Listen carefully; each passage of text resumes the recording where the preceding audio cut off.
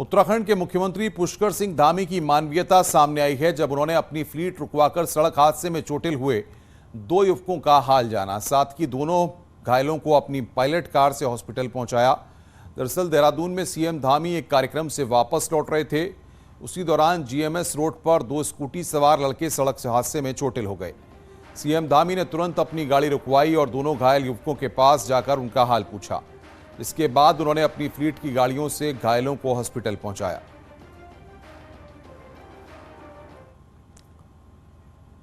आगे बढ़ते हैं। पहाड़ की विधानसभाओं के लिए अलग बजट का प्रावधान करने और पहाड़ के विधायकों की विधायक निधि बढ़ाने की मांग पर नियोजन विभाग विचार करने को तैयार है, लेकिन मैदानी क्षेत्र के विधायक एक राज्य में 2 प्रावधान पर सहमत नहीं हैं। उत्तराखंड में 13 में से 9 जिले पूरी तरह पहाड़ी हैं, जिनमें करीब विधानसभा की आधी सीटें हैं। अब मुश्किल हालात के चलते इन विधानसभाओं के विधायक यहां के लिए अलग बजट के प्रावधान की मांग कर रहे हैं। नियोजन विभाग का भी कहना है कि उसे संबंध में अभी कोई प्रस्ताव नहीं मिला है, लेकिन अगर विधायक प्रस्ताव भेजते हैं तो उस पर विचार किया जाएगा। जो भी नियोजन हो रहा है उसमें जो कॉन्स्टेंसी की टोपोग्राफी है, उसकी जो भौगोलिक परिस्थिति है, उसको देखते हुए नियोजन में उनको प्राथमिकता देने की आवश्यकता है।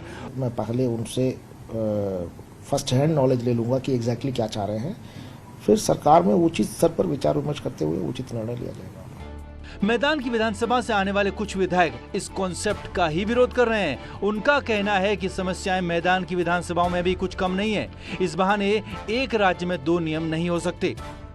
दुर्गम क्षेत्र क्या ऊपर पहाड़ में ही है, प्लेन में भी है। मेरी विधानसभा खुद, उसमें 8 थाने लगते हैं, 6 विधानसभाएं टच हैं, 1 यूपी बॉर्डर टच है, और ऐसी विधानसभा है ऊपर तो आपको काम भी मिल जाएगा। ज्वालापुर विधानसभा में तो आज भी काम नहीं हुआ है। तो ऐसी चीज़ें नहीं होनी चाहिए। और ये कहाँ से ये चीज़ें चलने लगी हैं कि दो संविधान प्रदेश में चलेंगे क्या, कि अलग वहाँ का अलग और यहाँ का अलग। भाई, पहाड़ी क्षेत्र के विधायकों का तर्क है कि क्षेत्रफल ज्यादा होने के साथ ही पहाड़ में कॉस्ट ऑफ कंस्ट्रक्शन भी ज्यादा आती है, और साथ ही साथ बॉर्डर के कई इलाकों में ज्यादातर समय बर्फबारी के कारण विकास कार्यों के लिए समय सीमित मिल पाता है। लिहाजा पहाड़ को वेटेज मिले तो गलत क्या है। हरिद्वार से पुलकित शुक्ला के साथ देहरादून से सुनील और प्रभात की रिपोर्ट। मुख्यमंत्री पुष्कर सिंह धामी आज टनकपुर के दौरे पर रहेंगे। सुबह 9 बजे नेचुरोपैथी योग कार्यक्रम में सीएम धामी शिरकत करेंगे। इसके बाद शारदा घाट में निर्माण कामों का मुख्यमंत्री निरीक्षण भी करेंगे। वहीं 12 से 1 बजे तक सीएम कैंप कार्यालय में मुख्य सेवक आपके द्वार कार्यक्रम के तहत जन समस्याओं को सीएम धामी सुनेंगे और फिर 2 बजे हल्द्वानी कार्यक्रम के लिए रवाना होंगे।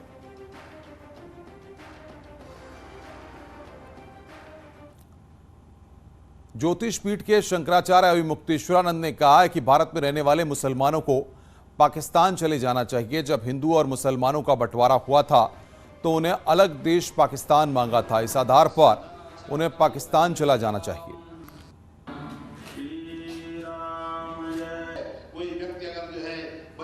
और बंटवारा जब स्वीकार किया गया तो सब मुसलमानों को पाकिस्तान में होना चाहिए और सब हिंदुओं को हिंदुस्तान में होना चाहिए, यही नियम था। लेकिन वो नहीं हो पाया। 75 साल बीत गए। तो हमारा ये कहना है कि जिस उद्देश्य के लिए यह बंटवारा हुआ था वो पूरा नहीं हुआ। 75 साल बीत गए। इसलिए एक काम करिए, या तो सारे मुसलमान पाकिस्तान चले जाएं जैसा कि निश्चय हुआ था, और या तो ये विभाजन की जो रेखा है। मुख्यमंत्री Pushkar Singh Dhami federation of Jio sciences के प्रोग्राम में शामिल हुए। वाडिया इंस्टीट्यूट में चल रहे सेमिनार में देश के 275 साइंटिस्ट पहुंचे हैं। मुख्यमंत्री पुष्कर सिंह धामी ने कहा है कि चर्चा भले हिमालय पर ही हो रही हो, पर चर्चा इस बात पर भी होनी चाहिए कि कैसे आपदा से होने वाले नुकसान को कम किया जा सकता है। मुख्यमंत्री ने कहा है कि उत्तराखंड के बादल फटना, भूस्खलन, भूकंप जैसी आपदा बड़ी चुनौती है। वहीं साइंटिस्ट का कहना है कि भूकंप में अर्ली वार्निंग सिस्टम नुकसान कम करने में कारगर हो सकता है, जबकि बादल फटने की घटनाओं में बढ़ोतरी क्लाइमेट चेंज की वजह से हुई है।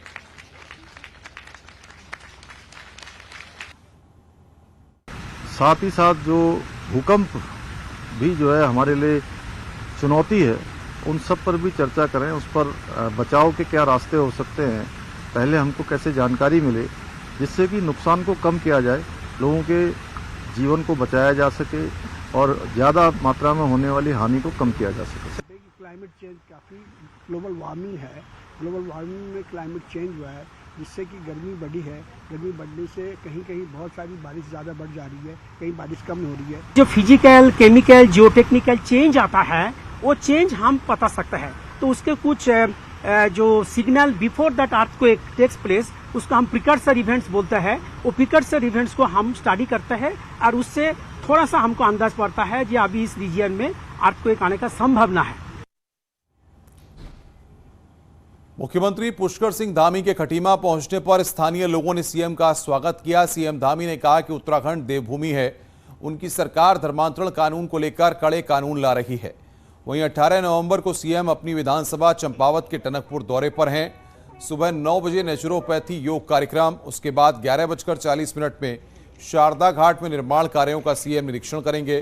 फिर दोपहर 12 से 1 बजे के बीच सीएम कैंप कार्यालय टनकपुर में सीएम धामी मुख्य सेवक आपके द्वार कार्यक्रम के तहत क्षेत्र के लोगों को सुनेंगे, जन समस्याओं को सुनेंगे।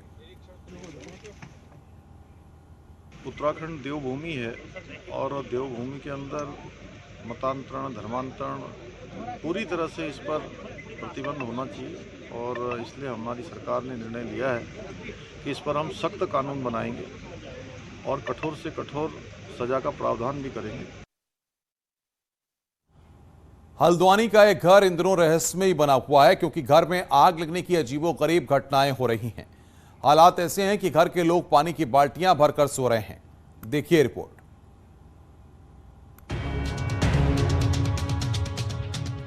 हल्द्वानी में नगर निगम ऑफिस के करीब रहने वाला पांडे परिवार इन दिनों एक अजीब सी दहशत में जी रहा है। पिछले एक हफ्ते से घर में कहीं भी कभी भी अचानक आग लग जाती है। कभी घर की बंद अलमारी में आग लगने लगती है तो कभी जिस बिस्तर पर इंसान लेटा हुआ है वहीं से धुआं उठने लगता है। यह है कि सामने सामने आग जल जा रही है। मैं यहाँ बैठी हूँ, हम दो बात कर रहे हैं, सामने सोफा जल गया। उसको बुझाया तो पता चला ऊपर जल गया, ऊपर बुझाने आए तो पता चला नीचे आग लग गई। हर चीज सामने सामने जल जा रही है, पता कुछ नहीं चल रहा। पिछले एक हफ्ते में इस घर में एक के बाद एक 11 बार आग लग चुकी है।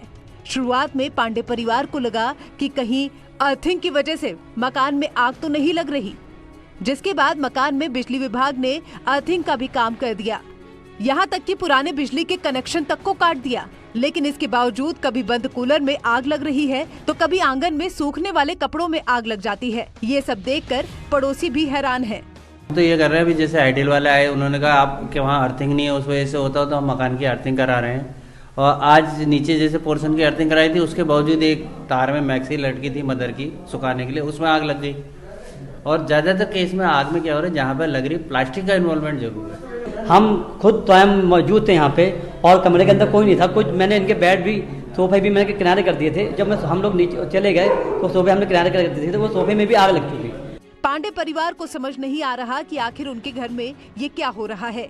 हालात ऐसे हैं कि पूरे परिवार ने मकान को खाली कर दिया है। घर के बुजुर्गों और बच्चों को पड़ोस में किराए का मकान लेकर रहना पड़ रहा है। लेकिन इन सब के बीच लोगों को इस रहस्यमयी आग की वजह समझ नहीं आ रही। हल्द्वानी से न्यूज़ 18 के लिए शैलेंद्र नेगी की रिपोर्ट।